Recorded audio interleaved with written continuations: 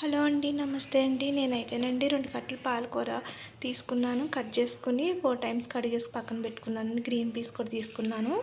ఇలాగా ఇప్పుడు ఎలా చేయాలో చూపిస్తానండి. నేనైతే అండి ఆయిల్ గిన్నె పెట్టుకుని ఆయిల్ పోసుకోవాలి. బ్యాండీ పెట్టుకొని ఒక 2 స్పూన్లు ఆయిల్ వేసుకోవాలండి. కర్రీకి ఆయిల్ ఇటెక్కానండి. ఆవాలని జీరా కూడా వేసుకోవాలండి. ఇందులోనే గ్రీన్ పీస్ ఆలుగడ్డలు కూడా వేసేసుకుంటున్నానండి. ఇందులోనే సిమ్లో పెట్టుకుని బాగా ఆగనివ్వాలండి.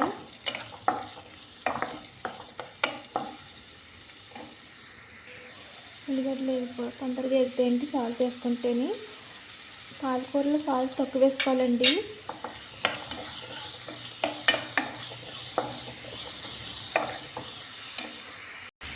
ఇందులో చిటికెడంత పసుపు కూడా వేసుకోవాలండి. బాగా మంచిగా ఆగనివ్వాలండి ఇవన్నీ. నేనైతే గ్రీన్ పీస్ కూడా ఉన్నాయి కదండి, ఇవి కూడా వేసేసుకోవాలి. బాగా ఆయిల్లో బాగా వేయించుకోవాలి. ఇవి కూడాను అన్నీ మిక్స్ చేసి బాగా వేయించుకోవాలండి. సిమ్లో పెట్టుకొని స్టవ్ అయితేనే.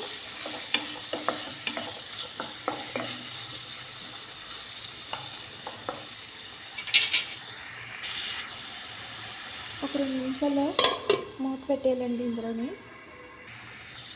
గ్రీన్ పీస్ అయితే బాగా ఉడకనివ్వాలండి. పాలకూర అయితే తొందరగానే అయిపోతుంది. దీంట్లో అల్లం పేస్ట్ కూడా వేసుకోవాలండి. కొద్దిగానే పచ్చివాసన పోయే వరకు బాగా వేయించుకోవాలండి.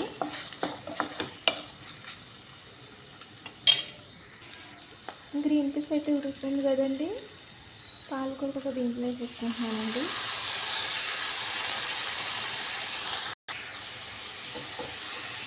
అన్నీ మిక్స్ చేసుకుని బాగా వేయించుకొని ఇవ్వాలండి ఇవన్నీని. ఇది చపాతీలోకి చాలా బాగుంటుందండి కర్రీ అయితేనే. ఇలా చేసుకుంటేనే గ్రీన్ పీస్ అది వేసుకుని చేసుకుంటేనే. రైస్లో కంటే చపాతీలో బాగుంటుందండి కర్రీ అయితేనే పాలకూర.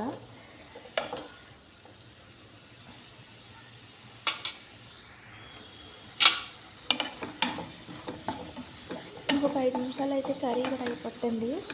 చాలా ఫాస్ట్గా అయిపోతుంది కర్రీ అయితేనే. తక్కువ టైం పడుతుంది పాలకూరకి.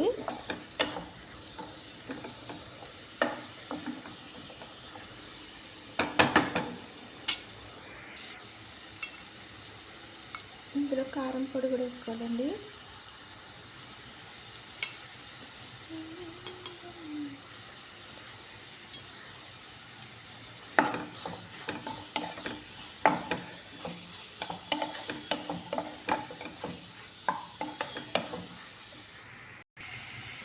నేనైతే ఇందులోనే కొబ్బరి కారం కూడా 1 స్పూన్ వేసుకుంటున్నానండి.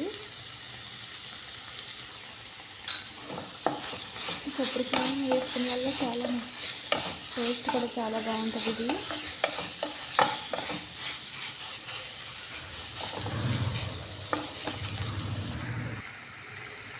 కర్రీ అయితే అయిపోయిందండి. దాంట్లో తీసేసుకుంటున్నాను ఇది కర్రీని. కర్రీ అయితే అయిపోయిందండి. పాలకూర గ్రీన్ పీస్ కర్రీ చాలా బాగుంటుంది. చపాతీలోకి అయితే ఈ కర్రీని సూపర్ ఉంటుంది. తప్పకుండా మీరు ట్రై చేయండి. ఎలాగుందో కామెంట్ బాక్స్లో మెసేజ్ కామెంట్ పెట్టండి.